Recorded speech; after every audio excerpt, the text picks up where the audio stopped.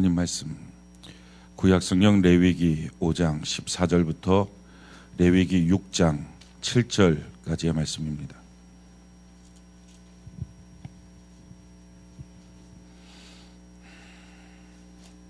구약성경 레위기 5장 14절부터 6장 7절까지의 말씀입니다.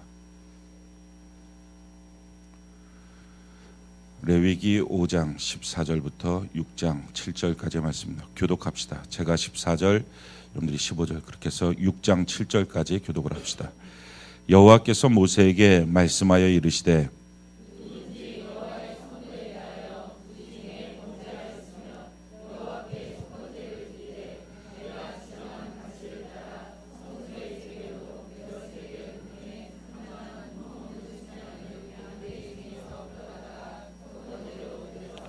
성물에 대한 잘못을 보상하되 그것의 5분의 1을 더하여 제사장에게 줄 것이요 제사장은 그 속건제의 수양으로 그를 위하여 속죄한즉 그가 사함을 받으리라.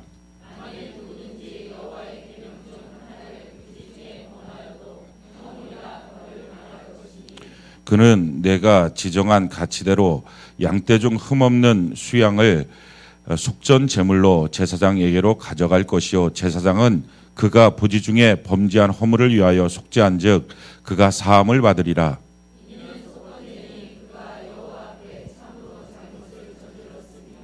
여호와께서 모세에게 말씀하여 이르시되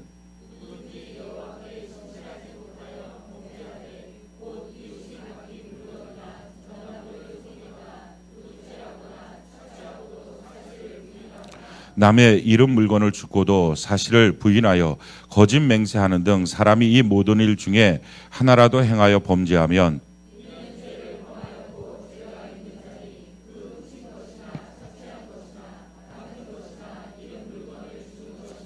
그 거짓 맹세한 모든 물건을 돌려보내되 곧 그 본래 물건의 5분의 1을 더하여 돌려보낼 것이니 그 죄가 드러나는 날에 그 임자에게 줄 것이요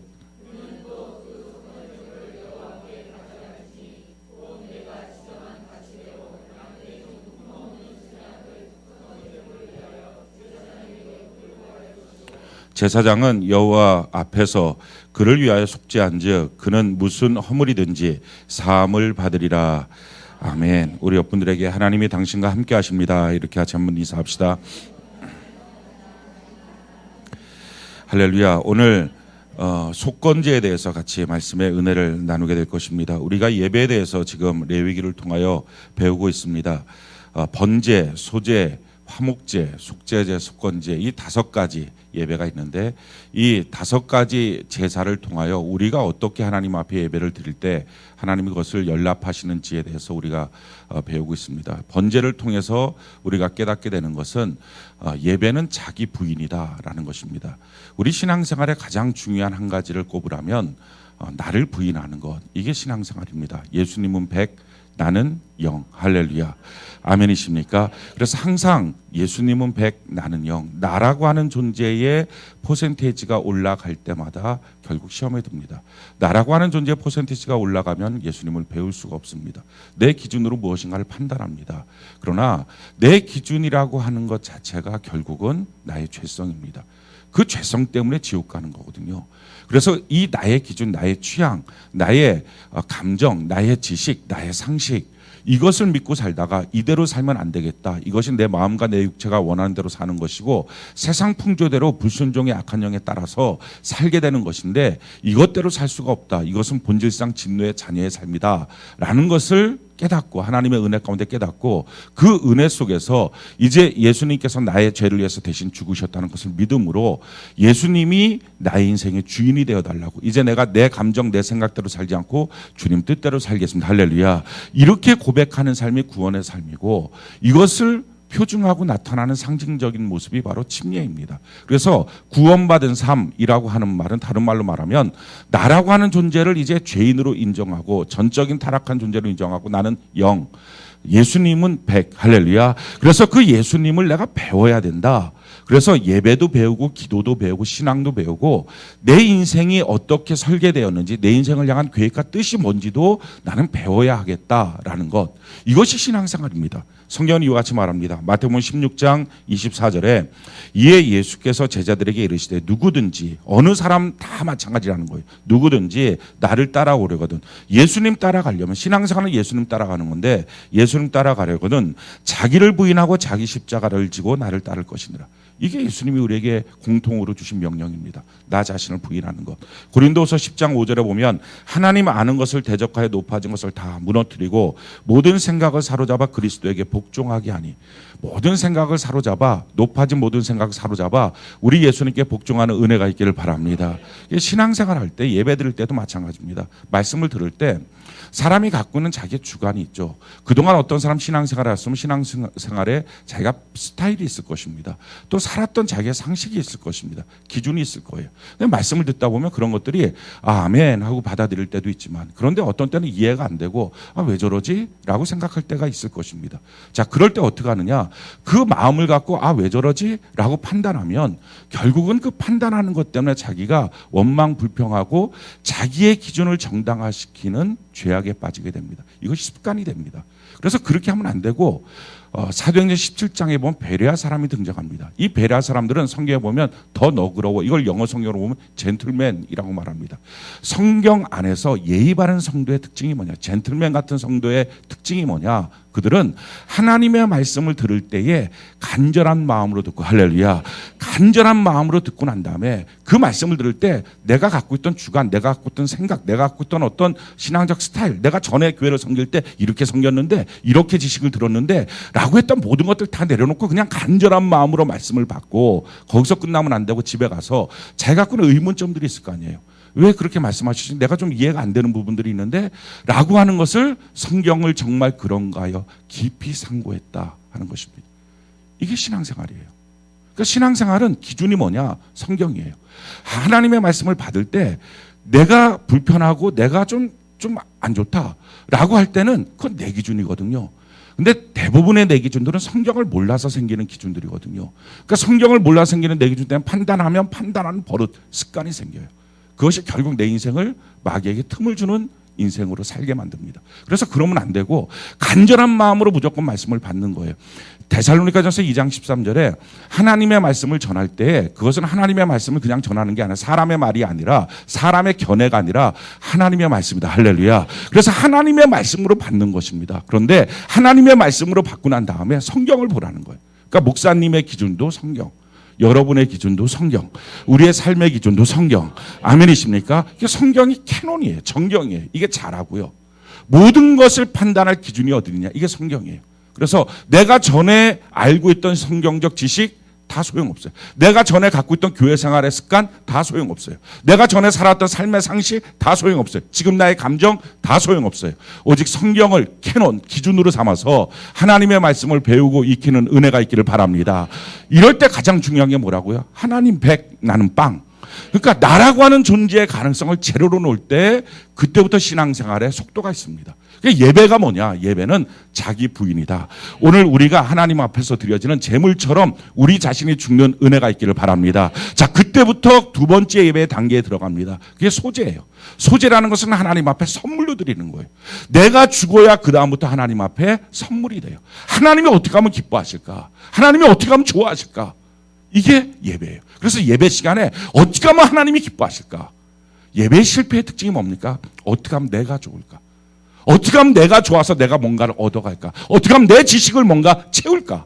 이러니까 예배가 자꾸 실패합니다. 예배를 자꾸 판단합니다. 그게 아니라 예배라고 하는 것은 하나님 앞에 내 자신을 부인하고 어떻게 하면 하나님이 기뻐하실까? 그렇게 생각이 바뀌어지는 거예요. 그리고 세 번째 가면 예배라는 것은 뭐냐? 화목제라는 것입니다. 이 화목제라고 하는 것은요, 하나님과의 관계 회복이에요.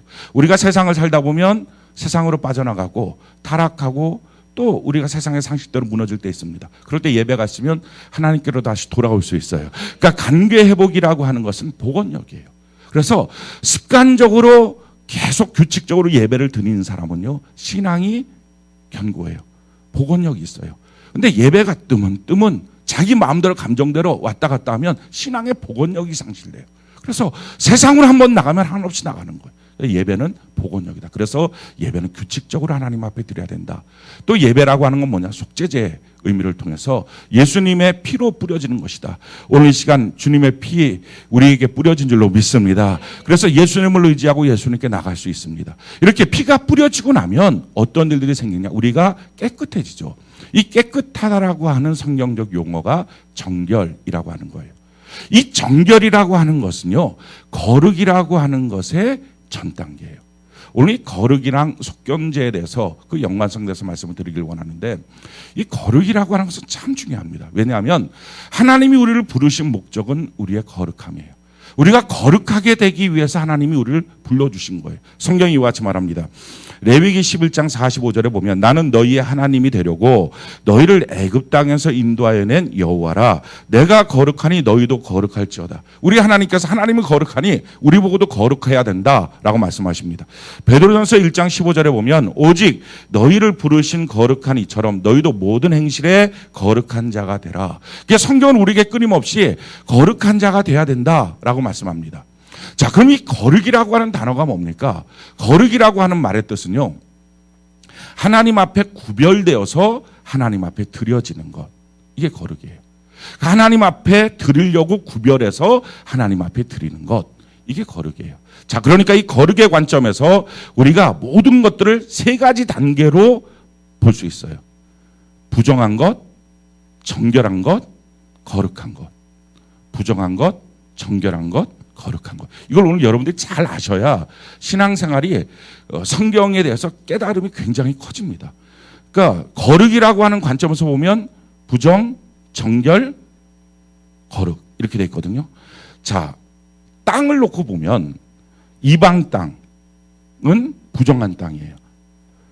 이스라엘 백성들이 진으로 쳤던 그 땅은 하나님께서 정결한 땅이에요. 그리고 그 정결한 땅 가운데 있던 성소는 하나님께 드려졌던 공간, 거룩한 곳이에요. 그게 거룩한 곳 성전이 됩니다.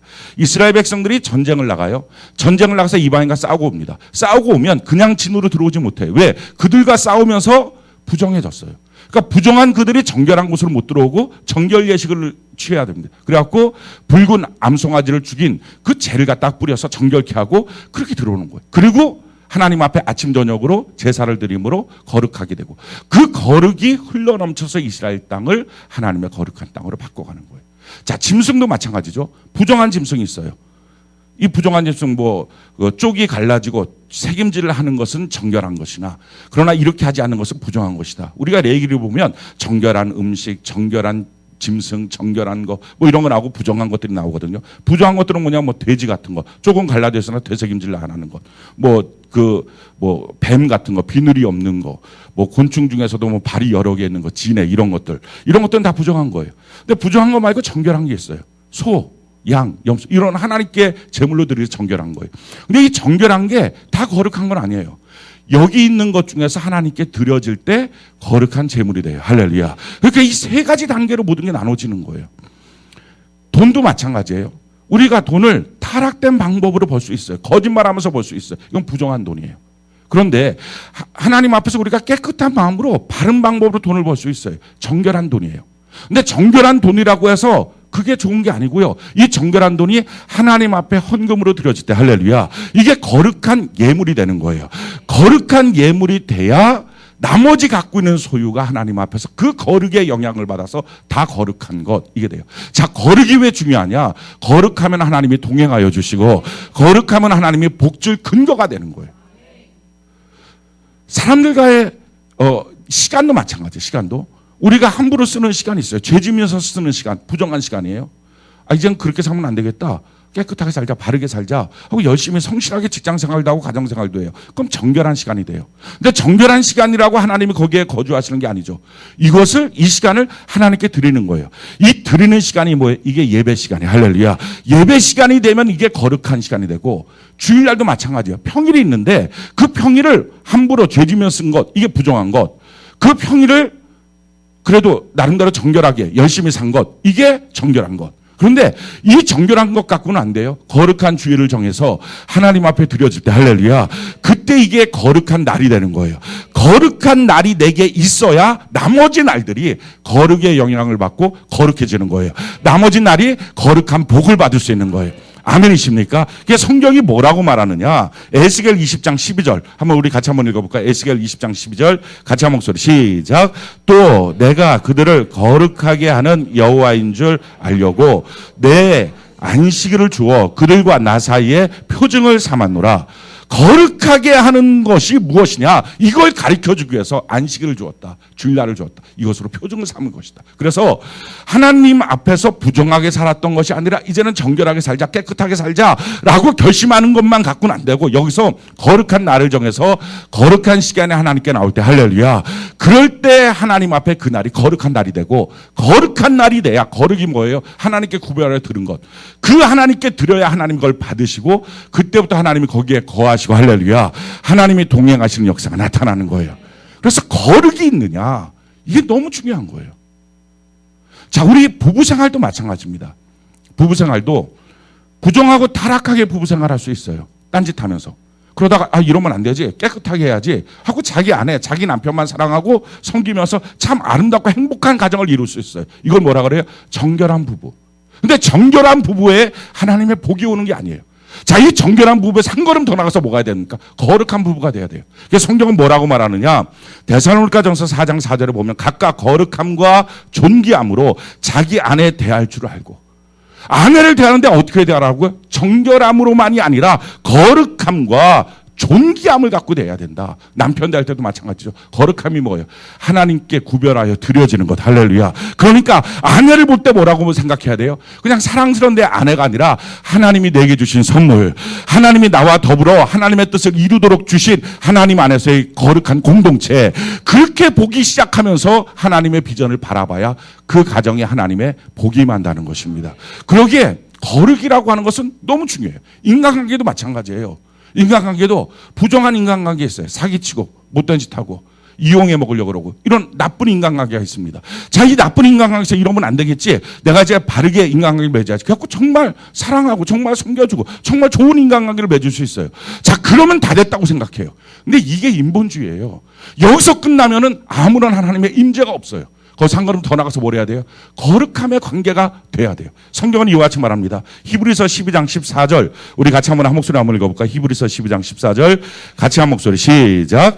모든 사람과 더불어 화평함과 거룩함을 따르라. 이것이 없이는 아무도 주를 보지 못하리라. 아멘. 그러니까 인간관계 속에서도 우리는 그 사람과 내가 친밀해지면 되지. 그 사람과 내가 편해지면 되지. 근데 편해진 관계, 친밀해진 관계, 서로 좋은 일을 하자라고 만난 관계를 통해서는 하나님의 복이 없다는 거예요. 그래서 누군가 사업을 한다. 사업을 할 때 친밀해지면 되지. 복이 되면 되지. 서로 간에 관계가 좋아지면 되지. 거기에는 하나님의 복이 없다는 거예요. 거기서 어떻게 해야 돼요? 이 관계를 어떻게 거룩한 관계로 만들까? 하나님 앞에 이 관계가 드려지길 원합니다. 하나님이 쓰시도록 드려지길 원합니다. 이게 돼야 되는 거예요. 사업도 마찬가지겠죠. 부정한 방법으로 사업을 해요. 그러면 이건 죄의 타락이에요. 마찬가지로 여기 이렇게 하면 안 되겠고 내가 이제 정결한 방법으로 바른 방법으로 법을 지키면서 사업하자, 성실하게 하자, 그럴 수 있어요. 거기에 복이 임하는 게 아니에요. 그 사업장을 한 걸음 더 나가서 하나님이 받으시도록 할렐루야. 하나님 앞에 구별되어 드려진 사업장이 될 때 하나님의 뜻대로 써 주시옵소서. 그럴 때 하나님이 거기에 임재하시고 하나님의 복이 임하는 것입니다. 그래서 우리의 삶에 거룩이 있느냐, 이게 핵심이에요. 왜 우리가 속죄를 받아야 됩니까? 왜 우리가 속죄제에 가서 예수의 피를 힘입어 정결함을 받아야 됩니까? 이유는 거룩해지려고 하는 거예요. 그냥 죄 씻는 것 그걸로 끝나는 게 아니라 거룩해지기 위해서, 하나님 앞에 구별되어 드려지기 위해서, 시간도 물질도 관계도 가정도 자녀도 다 하나님 앞에 구별돼서 드려지기 위해서 우리가 그렇게 정결하고 주님 앞에 회개하고 주의 피로 씻김을 받기를 원하는 거예요. 자, 이렇게 거룩해지는 이유와 목적 계속 말씀드렸지만 우리가 거룩해져야만 그 거룩이 흘러넘쳐서 나머지 모든 삶을 거룩하게 만들 수 있습니다. 자, 성경이 이렇게 말합니다. 고린도서 7장 14절. 우리 같이 한번 띄워놓고 같이 한번 읽어볼까요? 시작. 믿지 아니하는 남편은 아내로 말미암아 거룩하게 되고 믿지 아니하는 아내가 남편으로 말미암아 거룩하게 되나니 그렇지 아니하면 너희 자녀도 깨끗하지 못하리라. 그러나 이제 거룩할. 자, 이걸 그대로 띄워놓고 있기 바래요. 믿지 아니하는 남편이 있어요. 하나님께서는 이 아내가 하나님 앞에서 정결하고 깨끗하게 순수한 마음으로 사는 것뿐만 아니라 한 걸음 더 나가서 어떻게 하면 하나님 우리 가정이, 우리 남편이, 우리 부부의 관계가 하나님 안에서 거룩한 관계가 될까요? 하나님 앞에 구별되어 드려질까요? 그렇게 거룩을 향하여 하나님 앞에 걸어갈 때 어떻게 된다고요? 그 거룩함이 흘러넘쳐서 남편도 거룩하게 만들어주신다. 아멘이십니까? 남편이 예수를 믿는데 아내가 예수를 안 믿어요. 그러니까 예수 믿으니까 예배에서, 교회 나와서 예배 드리고 집에 가서는 우리 아내 최고. 그것만 하는 거예요. 그럼 뭐가 문제가 되는 거예요? 가정에 거룩함이 없어요. 자, 가정에 거룩함이 없을 때 생기는 문제가 뭐라고요? 참 놀라운 말씀인데, 그렇지 아니하면 너희 자녀도 깨끗하지 못하리라. 자녀는요, 두 개의 기준을 보고 사는 거예요. 믿는 어머니의 기준, 믿지 않는 아버지의 기준. 그러면 뭐가 훨씬 더 강력한 힘을 발휘합니까? 세상 속에서는 죄가. 악화가 양화를 구축한다. 경제학에서 아주 대표적인 이론이죠. 그러니까 믿지 아니하는 남편, 믿는 아내 사이에서 자란 자녀는요, 타락할 가능성이 99.9%라는 거예요. 그러니까 빨리 그 자녀가 성숙하기 전에 먼저 믿은 아내가, 먼저 믿은 남편이 자기와의 관계를 그냥 행복하고 좋은 관계, 편안한 관계, 이걸 정결한 관계거든요. 싸우는 관계가 아니고 정결한 관계만 되면 안 되고, 그 아내가 어떻게 하든지 하나님 앞에 거룩함을 나가고, 할렐루야, 거룩하게 예배드리고 거룩하게 기도하고 거룩하게 말씀을 따라가고 하나님 앞에 자기의 시간과 물질을 들여서 하나님께 드리고, 그 거룩함이 아내를 볼 때, 남편을 볼 때 어떻게 하면 이 부부의 관계가 하나님 앞에서 거룩하게 드려질까? 이걸 놓고 기도하고 애쓰지 않으면 자녀는 깨끗해지지 못한다 하는 거예요. 물론 성경에 예외가 있어요. 그 예외적 인물이 바로 디모데입니다. 디모데의 아버지는요, 헬라인이에요. 부정한 사람이었어요. 근데 할머니가 로이스, 어머니가 유니게, 믿음 좋은 집안이에요. 근데 믿음 좋은 집안이라고 해서 그 디모데가 쓰임받았던 인물이 된 게 아니라, 디모데를 보면 왜 쓰임받았느냐? 성경이 이렇게 말해요. 디모데한테 너는 어려서부터 할머니와 어머니의 믿음을 배웠고, 또 한 가지 너는 어려서부터 성경을 알았나니. 할렐루야. 왜 성경을 아이들한테 읽히게 하는 게 중요하냐? 기준이 되는 거예요. 기준이. 문제가 뭐라고요? 정결한 어머니, 부정한 아버지 사이에서 크면 기준이 두 개라서 악화가 양화를 구축한다고. 술 안 먹는 어머니, 술 먹는 아버지, 그럼 술 먹는다고요. 나쁜 죄성이 먼저 들어오니까. 그래서 성경을 놓고 기준을 놓고 가르쳐주면 그때부터 바뀌어지는 거예요. 저는 우리 교회 각 가정마다 자녀들에게 성경을 제대로 읽게 하는 가정이 되기를 바랍니다. 이런데 가정 가운데 부부가 온전하게 거룩한 삶을 사는 가정도 있고요. 그렇지 못하고 부부가 교회를 나오나 거룩하지 못한 가정도 있고요. 또는 부부나 그 남편이나 아내가 혼자 거룩하고 나머지는 거룩하지 못한 가정들도 있습니다. 자, 이럴 때 해야 될 방법은 뭐예요? 어떻게 하든지 자기 혼자 믿던 같이 믿던 상관없이 하나님 앞에 구별하여 드려지는 삶을 살아야 돼요. 거룩함이 있어야 돼요. 그 거룩함을 통해서 남편이 변화받고 거룩함을 통해서 아내가 변화받아야 돼요. 그런데 그러기까지 그 어린 아이의 가치관이 세상으로 물들어 버리면 소용없는 거예요. 그래서 어렸을 때서부터 디모데처럼 성경을 가르쳐주지 않으면 안 돼요. 성경을 배우지 않으면. 그러니까 이 아이가 그렇게 부모가 믿게 하려고 영적 싸움을 벌이는 동안에 아이들은 방치된 상태로 있어요. 성경을 안 가르쳐요. 그러다가 어느 날 이 부부가 나이 40, 50, 60대서 예수를 믿었어요. 문제는 그 큰 아이는 결국 20, 30이 된 거예요. 그럼 가치관이 어떻게 돼요? 세상적 가치관이에요. 믿음, 부모의 거룩함이 전달되지 못하는 거예요. 어렸을 때서부터 혼자 믿더라도 자기 자녀에게 성경을 읽게 하는 은혜가 있기를 바랍니다. 그래서 기준을 잡아주는 것. 사랑하는 성도 여러분, 거룩이 있느냐는 거예요. 거룩이. 내 시간에 거룩이 있어야 나머지 생애가 하나님의 임재가 있어요. 내 물질에 하나님 앞에 드린 11조와 온전한 헌물이 있어야 나머지 물질이 하나님이 쓸 수 있는 물질이 돼요. 거룩함이 있어요. 나의 인간관계의 거룩함을 쫓아가야 그 관계 속에서 하나님의 복이 임하는 거예요. 어떤 사람들은 이 관계가 자꾸 어떻게 하면 거룩할까? 어떻게 하면 이 관계를 하나님께 드릴 수 있을까? 이거 고민하는 것이 도리어 이 관계를 무너뜨릴 수 있겠다고 생각해서 말을 안 하고 가만히 있어요. 그냥 내가 바르게 있으면 되지. 결국 그 관계 속에서는 하나님의 임재가 없는 거예요. 왜 속죄제가 중요하냐? 정결해져야 거룩으로 갈 수 있으니까. 아멘이십니까? 정결해져야 거룩으로 갈 수 있으니까. 그래서 이 거룩이라고 하는 것이 얼마나 중요한지 몰라요. 이 거룩을 드러내지 않았을 때 하나님이 얼마나 진노하시는지 모릅니다. 대표적인 사례가 두 가지가 있는데요. 예수 믿는 사람이 해야 될 일이 뭐예요? 하나님께 나가서 내 시간을 드리고 내 마음을 드리고 내 물질을 드리고 내 생각을 드리고 내 감정을 드리고, 그래서 내 고집대로 행하지 않고 내 뜻대로 행하지 않고 내 말대로 함부로 행하지 않고 내가 하고 싶은 정욕대로 행하지 않는 것, 이게 중요해요. 이게 자기 부인이거든요. 이렇게 해서 자꾸 하나님 앞에 드리는 삶을 살아야 나를 통해서 내 주변에 있는 사람들이 거룩으로 물들어갈 수 있어요. 근데 만약에 예수 믿는 아내가 고집대로 살고 예수 믿는 남편이 자기 마음대로 살고, 그럼 거룩이 전달이 안 되잖아요. 그러면 하나님은 그 가정에 그 남편을 통해서 그 아내를 통해서 가족 전체가 하나님 앞에 구별된 거룩으로 나가기를 원하고, 그 거룩이 그 가정 전체에 임하여서 하나님의 복이 있기를 원하는데, 도리어 먼저 예수 믿은 사람이 본이 안 되니까, 먼저 예수 믿은 사람이 온전하게 서 있지 못하니까 이 사람 때문에 나머지가 다 불결해지는 거예요. 다 쓸 수 없는 사람이 되는 거예요.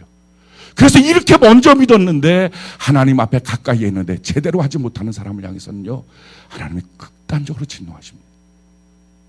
그 대표적인 예가 아론의 두 아들이에요. 아론의 두 아들은요, 제사장이었어요. 4명 아들이 있었는데 그중에 4명이 다 제사장이었는데 아론 아버지가 대제사장이고요. 그래서는 안 되는데 술 먹고 성소에 들어가서 하나님이 붙이라고 하는 불이 아니라 지 마음대로 아무 불이나 붙여요. 그랬더니 불이 나서 다 죽어버렸어요. 자, 그랬을 때 뭐라고 말하느냐? 레위기 10장 3절에 모세가 아론에게 이르되 이는 여호와의 말씀이니라. 이르시기를 나는 나를 가까이 하는 자 중에서 내 거룩함을 나타내겠고 온 백성 앞에서 내 영광을 나타내리라 하셨느니라. 아론이 장자만이. 그러니까 지금 왜 제사장이 불 하나 잘못 붙였다고 그냥 거기서 불타 죽습니까? 이유는 너는 지금 나한테 구별된 모습으로 나와야 되는데, 그래야 너와 나 사이에 거룩함이 형성되고 그 거룩함이 백성들에게 임할 수 있는데, 그래야 이 백성들에게 내가 임하여서 이들에게 복을 줄 수 있는데 너가 거기에 걸림돌이었다는 거예요. 또 한 가지 예가 있어요. 모세예요. 모세가 자기 형이 죽었어요. 자기 누나가 죽었어요. 속이 너무 상한 거예요. 근데 이스라엘 백성들이 또 물 때문에 아우성쳐요. 몇 번의 경험이 있었어요. 하나님이 물을 주시는 위대한 경험들이 있었다고요. 근데 이스라엘 백성들은요, 지도자 속도 몰라요. 그냥 와서 들이받는 거예요. 모세를 죽여버리겠다고 막 돌을 들어요. 그때 하나님 앞에 모세가 엎드려 기도하면 하나님 어떻게 하면 좋습니까? 그때 하나님 명령하세요. 너가 바위 앞에 가서 서서 외치라. 물을 내라 라고 외치라. 근데 모세는요, 그 하나님의 명령을 주의 깊게 듣지 않았어요. 왜냐하면 자기 감정이 좀 울퉁불퉁해요. 그러니까 울퉁불퉁한 상태로 나간 거예요. 그리고 이스라엘 백성들한테 이렇게 말해. 내가 너희를 향하여 물을 내랴. 하나님이 내주시는데 이미 그때 자기의 감정이 컨트롤이 안 되는 상태였어요. 그러니까 그 상태로 나가서 어떡합니까? 반석을 2번을 쳐버려요. 명령하여 물을 내라는데, 모든 일들을 하나님이 원하시는 대로 말해야 되는데, 하나님이 원하시는 대로 행동해야 되는데, 하나님 앞에 구별돼서 드려지는 삶이 돼야 되는데 그걸 안 하고 자기께 나온 거예요. 리더의 조심할 점은요, 제 고집대로 하면 안 돼요. 자기 감정이 나오면 안 돼요. 그걸 컨트롤해야 돼요. 근데 그렇지 않고 불쑥 자기께 나와버린 거예요. 지 마음대로 말하고 지 마음대로 행동하고 지 감정대로 분노하고. 자, 이렇게 됐을 때 하나님이 이렇게 말씀하십니다. 신명기 32장 51절에 이는 너희가 신광야 가데스의 무리바 물가에서 이스라엘 자손 중에 내게 범죄하여 내 거룩함을 이스라엘 자손 중에 나타내지 아니한 까닭이라. 하나님의 거룩함을 나타내지 못했다. 그래서 하나님의 진노 가운데 모세야, 너는 인도만 하지 가나안 땅에 들어오지 못한다. 사랑하는 성도 여러분, 여러분들 가정에서 여러분들이 먼저 믿은 사람들이 있을 겁니다. 남편과 아내 가운데 먼저 믿은 사람들이 있을 거예요. 후에 믿었다 할지라도 신앙의 성숙이 더 있는 사람들이 있을 겁니다. 자, 이런 사람들이 해야 될 게 뭡니까? 하나님 안에서의 거룩함을 드러내야 돼요. 그게 사명이에요. 자, 그 거룩함을 드러내기 위해서 제 고집대로 제 감정대로 하지 않고 하나님의 말씀을 따라서 하나님 앞에 자꾸 드려지는 시간, 드려지는 삶, 드려지는 예배, 이렇게 해서 자기가 사라져야 되는데 그렇게 하지 못하고 어느 날 부부간의 관계에서 불쑥 제 고집대로 옛날의 습관대로 확 질러버리고 확 말해버리고 하나님 말씀하는 거예요. 너가 내 앞에서 거룩함을 드러내지 못했다. 이게 굉장히 위험한 일이에요. 한 번 그렇게 해도요, 그 영향을 받는 사람들은요, 몇 날 며칠 동안 거룩함에 거할 수가 없어요. 하나님의 도우심을 받을 수가 없어요. 나는 감정적으로 자녀한테 확 한 번 해도, 그리고 돌이켜 회개해도 내 자녀는요, 한동안 하나님 안에 거할 수가 없는 거예요. 내 남편은, 내 아내는, 내 세로는, 내 성도는. 사랑하는 성도 여러분, 내 삶에 거룩함이 있느냐? 우리가 이 거룩함을 만들어가는 은혜가 있기를 바랍니다. 그래서 하나님 앞에서 구원받았으면 속죄받은 거잖아요. 자, 속죄받았으면 그 다음 또 뭘 해야 돼요? 하나님 안에서 이 거룩함을 쫓아가는 거예요. 거룩함을 이루려고 사는 거예요. 그 거룩함을 이루는 마땅한 의무 생활을 해야 되는데, 그렇게 하지 못했을 때 깨닫고 하나님 앞에 회개하며 드리는 제사가 속건제예요. 이 속건제는 크게 두 가지의 잘못에 대해서 오늘 언급하고 있어요. 제일 첫 번째, 하나님 앞에서의 성물에 관련된 문제. 두 번째는 사람들 관계 속에서의 문제. 이 두 가지예요. 자, 오늘 본문 말씀을 같이 한번 볼까요? 레위기 5장 15절, 레위기 5장 15절. 우리 같이 한번 한 목소리 한번 읽어보세요. 레위기 5장 15절 같이 한 목소리 시작. 누구든지 여호와의 성물에 대하여 부지 중에 범죄하였으면 여호와께 속건제를 드리되 내가 지정한 가치를 따라 성수의 세겔로 몇 세겔 은에 상당한 흠없는 수양을 양떼 중에서 끌어다가 속건제로 드려서 16절 보니까 성물에 대한 잘못을 보상하되 그것에 5분지를 더하라. 다른 제사는 그런 거 없어요. 근데 여기는요, 5분지를 더해야 돼요. 이게 무슨 말입니까? 내가 한번 거룩을 깨뜨리고 나면 나머지 가족들과 하나님 앞에서의 나의 헌신은 최소한 그만큼만 해서는 바뀌어지지 않는 거예요. 5분지를 더해야 돼요. 하나님 앞에 5분지를 더 하나님 앞에 거룩을 향하여 나가야 돼요.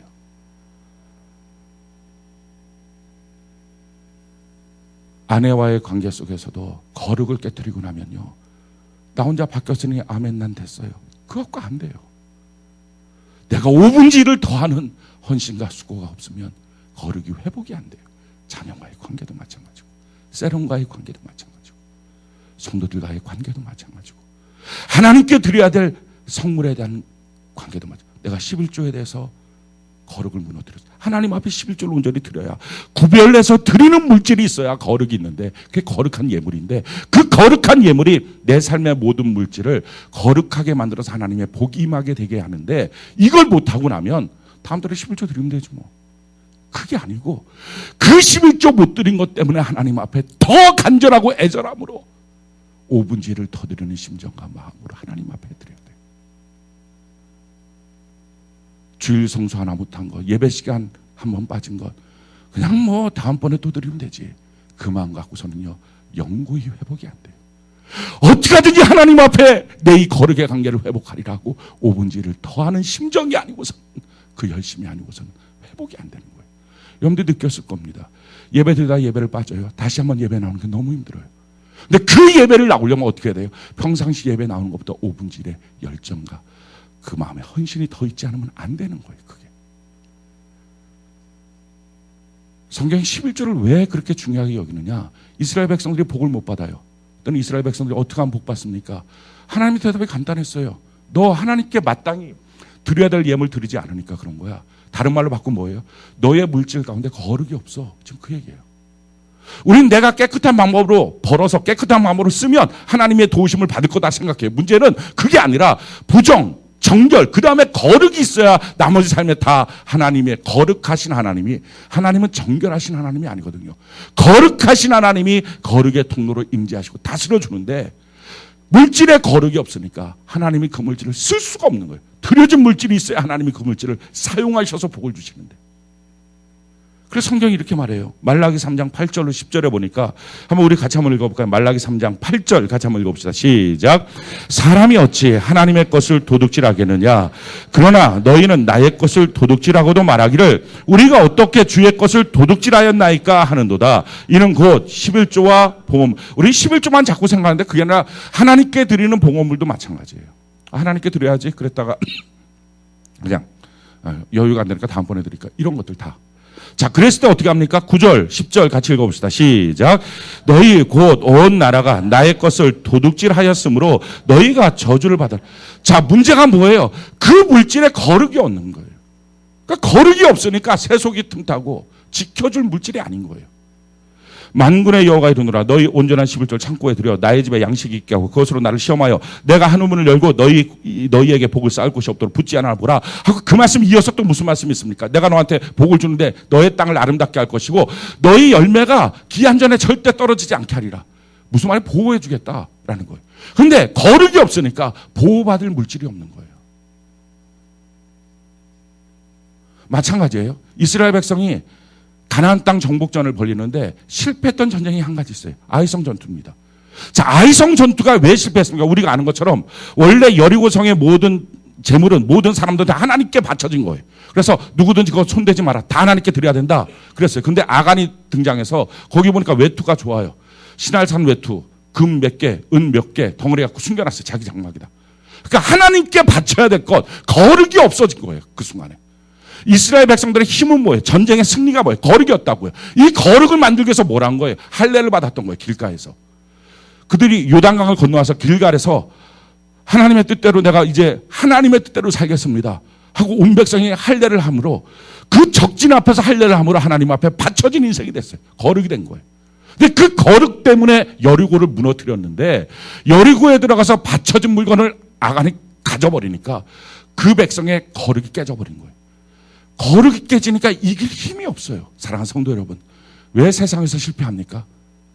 거룩이 깨져서 그래요. 그래서 성경이 이렇게 말해요. 여호수아 7장 13절 우리 같이 한번 읽어볼까요? 여호수아 7장 13절 같이 한 목소리 시작. 너는 백성을 거룩하게 하여 이르기를 너희는 내일을 위하여 스스로 거룩하게 하라.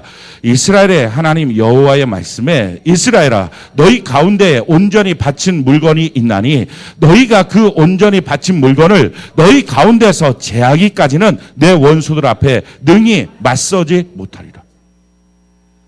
왜 세상에서 실패할까? 거룩이 깨져서. 반대로 그럼 세상에서 어떻게 승리할까? 거룩의 회복. 내 시간에 거룩이 있는지, 그래야 시간에 하나님의 도우심이 있어요.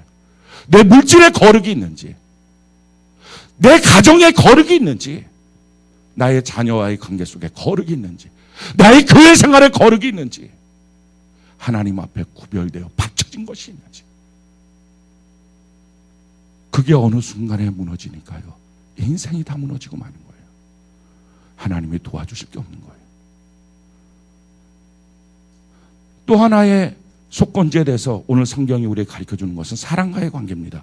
6장에 보면요, 2절에 레위기 6장 2절에 보니까 누구든지 여호와께 신실하지 못하여 범죄하되 곧 이웃이 맡긴 물건이나 전당물을 속이거나 도둑질하거나 착취하고도 사실을 부인하여 남의 이름 물건 주고도 사실을 부인하여 거짓 맹세하는도 이런 식으로. 그러니까 남의 물건 자기가 맡고 있다가 맡은 적 없는데 하고 집에 가서 그냥 쓰고 있는 거 물건 이렇게 들고 그냥 집으로 가고 잃어버린 것을 우와 횡재했다고 주워갖고 하고 이런 거 막 지갑 이렇게 보고 이게 다 인간관계 속에서 이게 지금 뭐예요? 하나님 앞에서 하나님의 백성이라면 그런 일이 있을 때 경찰서에 갖다 줘서 이거 잃어버린 사람 너무 힘들겠네요. 주세요. 신문에 나올 때 하나님 만세 이렇게 해야 될 사람이 그걸 안 한 거 그걸. 그러니까 뭐가 깨진 거예요? 거룩이 깨진 거예요.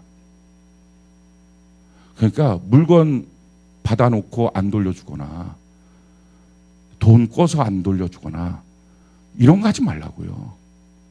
이게 지금 거룩이 다 깨져버리는 문제예요. 그 거룩이 하나 깨지니까 다 무너지는 거예요. 다 무너지는 거예요. 인생이.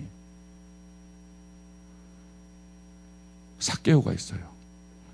이 삭개오가 세리장으로 있으면서 세금을 매겨요. 원래 받아야 될 것보다 훨씬 더 많이 받아요. 그걸 착복해요. 그러니까 뭐가 문제가 됐어요? 거룩이 깨졌어요. 원래 삭개오라는 이름의 뜻이 뭐예요? 의인이에요. 깨끗함 받은 사람이라고요. 정결한 사람이라고. 정결한 사람이 거룩으로 나가야 되는데 그걸 안 한 거예요. 그러니까 인생이 너무 힘든 거예요. 그러다 예수님께서 뽕나무 밑에서 그를 불렀어요. 내가 너희 집에 유하겠다. 예수님을 모셨어요. 예수님을 모셔서 자기가 예수의 피 뿌리심으로 정결케 됐어요. 자, 정결해지고 나니까 그 정결한 상태에서 그 밤 지나서 예수님이 가시고 나면 자기는 또다시 타락할 수 있어요. 그러니까 이 삭개오는요, 거룩을 향하여 나가는 거예요. 예수님 앞에 진정한 속건제를 드려요. 어떻게 속건제를 드리느냐 이렇게 말해요. 누가복음 19장 8절에 보니까 삭개오가 서서 주께 여짜오되 주여 보시옵소서 내 소유의 절반을 가난한 자들에게 주겠사오며 만일 누구의 것을 속여 빼앗은 일이 있으면 내 갑절로 갚겠습니다. 속건제 5분의 1 정도가 아니라 아예 혹시라도 모르니까 그냥 내 갑절로 갚겠습니다. 거룩의 회복. 그랬더니 예수님이 그래, 오늘 이 집에 구원이 임했다. 사랑하는 성도 여러분, 여러분들에게 거룩이 회복되기를 바랍니다. 우리 인생 가운데 가장 무기력하고 인생을 실패하게 만드는 거, 부부관계를 실패하게 만드는 거, 거룩이 깨져서 그래요. 거룩은요, 정결한 가운데 시작합니다. 근데 정결한 것만 갖고서는 안 돼요. 하나님 앞에 드려지는 삶이에요. 전 여러분들의 시간이 예배로 드려지길 바라고, 기도로 드려지길 바라고, 여러분들의 물질에 온전한 11조로 드려지길 바라고, 하나님 앞에 온전한 봉헌물로 드려지길 바라고, 인간관계 속에서도 어떻게 하면 이 관계가 하나님이 기뻐하시는 관계가 될까를 위하여 거룩의 관계로 만들어. 그래서 예수 없이 만나는 관계는요, 결국은 내 인생을 무너뜨리는 관계예요. 제가 여러분들에게 인본주의 관계 만들지 말라고 말합니다. 쓸데없이 만나고 밥 먹고 놀고 그렇게 하지 말라고 말합니다. 어떻게든지 이 만남을 거룩의 관계로 바꾸려고 하는 의도가 없으면 먼저 믿은 내가 믿지 않은 그들을 만났을 때 내 인생은 거기서 무너질 수 있다는 거예요. 사업상을 할 때도 마찬가지예요. 그래서 성경은 너희가 믿지 않은 자들과 같이 멍에 매지 말라. 그냥 돈 때문에 사업하는 거 그건 매우 위험하다. 혹시라도 그렇게 됐으면 어떻게 하면 이 사람을 하나님께 드려지는 사람으로 만들어 갈까를 고민하고 애쓰지 않으면, 돈 몇 푼 더 버는 것보다 그거에 애쓰지 않으면 안 된다는 거예요. 부부관계도 마찬가지예요. 남편이 자기한테 잘해주고 아내가 나한테 잘해주고 자녀가 잘 공부하고 그걸로 만족하십니까? 그 가운데 거룩이 없으면 하나님이 쓸 수 없는 가정이 돼요. 자녀는 깨끗할 수 없다고 성경은 말하고 있어요. 우리 거룩의 회복이 필요합니다. 자, 어떻게 하면 거룩이 회복이 될까? 오늘 성경은 이 거룩의 회복을 위해서 우리에게 이런 말씀들을 주고 있어요. 로마서 6장 22절 우리 같이 한번 읽어볼까요? 로마서 6장 22절 같이 한 목소리 시작.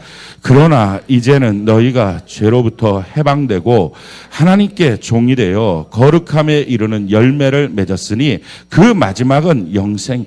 자, 우리가 죄로부터 해방됐습니다. 예수 그리스도를 믿음으로. 그 믿음이 나로부터 나온 게 아니라 하나님의 선물이에요. 할렐루야. 웬 사랑인지 웬 은혜인지 십자가에 달려 죽으신 예수님 내가 믿어지게 된 거예요. 이게 하나님의 은혜인 줄로 믿습니다. 자, 이 믿음으로 말미암아 죄로부터 해방되었으면 그때부터 죄의 종으로 내 인생, 내 시간, 내 물질을 그렇게 썼던 습관에서 바꾸어서 하나님 앞에 드려지는 삶이 되길 바랍니다. 거룩으로 나가야 돼요. 거룩으로. 로마서 6장 19절 우리 같이 한번 읽어볼까요? 로마서 6장 19절 같이 한 목소리 시작. 너희 육신이 연약함으로 내가 사람의 예대로 말하노니 전에 너희가 너희 지체를 부정과 불법에 내주어 불법에 이른 것 같이 이제는 너희 지체를 의에게 종으로 내주어 거룩함에 이르라. 아멘. 하나님 앞에 거룩함에 이르도록 내 자신을 자꾸 내주는 것. 자, 어떻게 거룩해질까? 제일 첫 번째, 디모데전서 4장 5절 우리 같이 한번 읽어봅시다. 디모데전서 4장 5절 같이 한 목소리 시작. 하나님의 말씀과 기도로 거룩하여짐. 저는 여러분들의 시간 가운데 항상 말씀 보는 시간이 있기를 바랍니다. 기도하는 시간이 있기를 바랍니다. 이것이 하루를 거룩하게 만드는 거예요. 그래서 큐티하지 않으면, 기도하지 않으면, 그냥 시간 날 때 기도가 아니라 기도 시간이 있지 않으면 내 삶은 거룩함이 깨질 수가 있어요. 반드시 큐티하는 것, 큐티하되 깊이 하는 것, 하나님 앞에 내 마음을 다 들여서 하는 것, 하나님이 받으시도록 하는 것, 이게 너무 중요해요.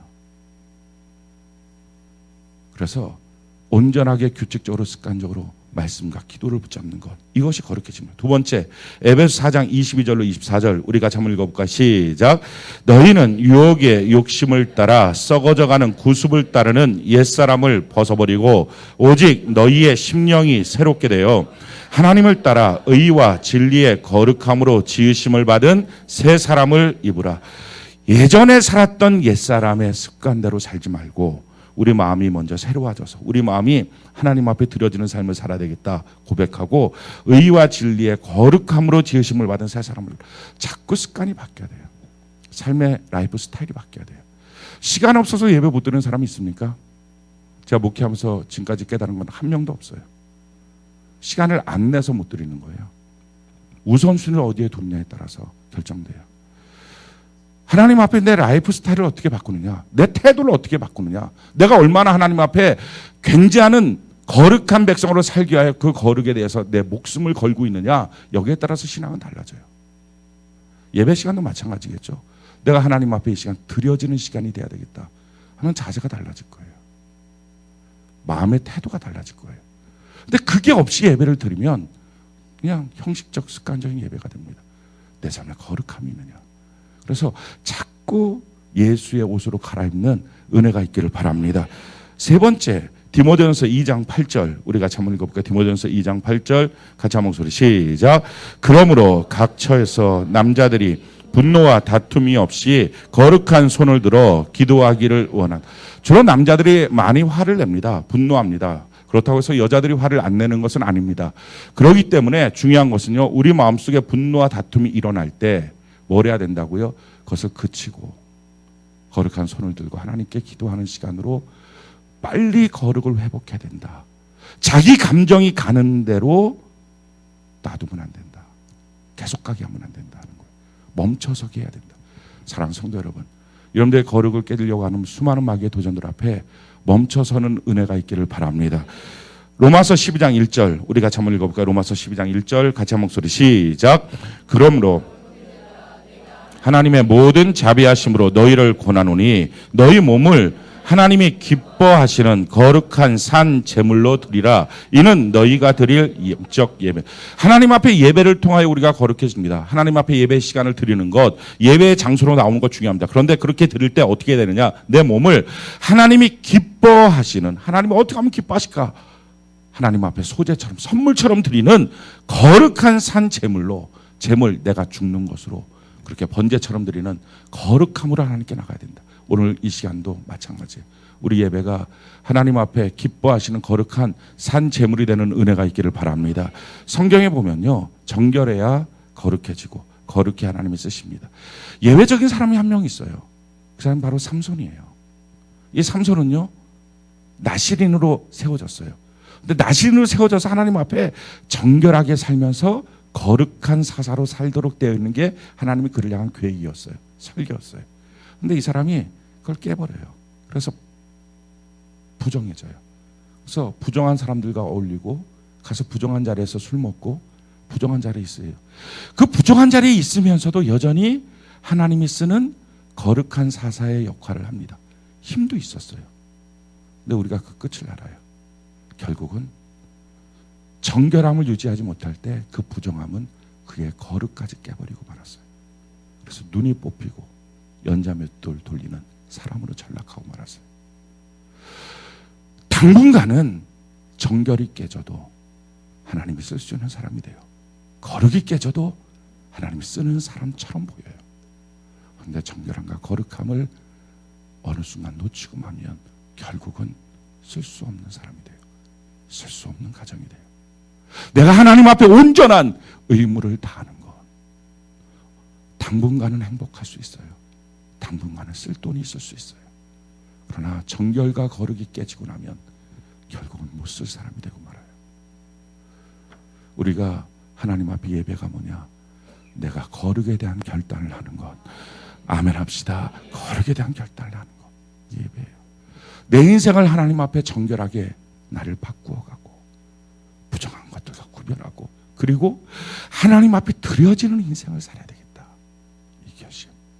우리가 구원받았으면 날마다 우리의 죄를 주님 앞에 회개함으로 자백함으로 정결함을 받고 그 정결한 가운데 하나님 앞에 거기에 머물지 말고 시간도 물질도 마음도 삶도 드려지고 우리의 관계도 어떻게 하면 하나님 앞에 드려지는 관계가 될까. 그래서 하나님 보시기에 부끄러운 관계는요 자꾸 없애야 돼요. 하나님 보시기에 좋은 관계, 하나님이 임재할 수 있는 거룩한 관계, 그걸 만들어. 부부관계도 마찬가지고 우리 이렇게 세워가는 은혜가 있기를 예수님 이름으로 축원합니다.